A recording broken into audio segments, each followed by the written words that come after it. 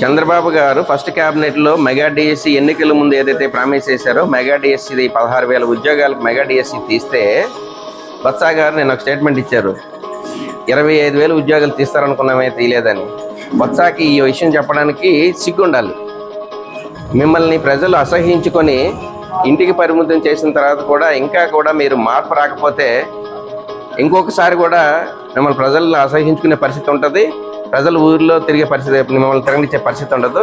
దయచేసి ఇప్పటికైనా హుందాగా ఏదైనా ఒక మంచి పని జరుగుతున్నప్పుడు అప్రిషియేట్ చేయండి. ఎప్పుడు కూడా ప్రభుత్వం చేసిన దాన్ని అన్నింటినీ కూడా మనం తప్పుపట్టాలనే ధోరణిలో కాకుండా నిజంగా తప్పు జరిగినప్పుడు తప్పుపట్టినా పర్వాలేదు, కానీ ఏదో ఒకటి మాట్లాడాలని చెప్పి మీడియా అటెన్షన్ కోసం 25,000 ఉద్యోగాలు తెస్తారనుకున్నామంటే ఇప్పుడు మీ కుటుంబంలో పోటీ చేసిన ప్రతి ఒక్కరిని ఇంటికి పరిమితం చేశారు. జిల్లాలో అలా ఒక్కళ్ళంటే ఒక్కళ్ళు కూడా రాలేదు. అలాంటప్పుడు కూడా ఇంకా సిగ్గులేని మాటలు మాట్లాడడం బొత్సకి ఇది ఎట్టి పరిస్థితుల్లో మంచి పద్ధతి కాదు.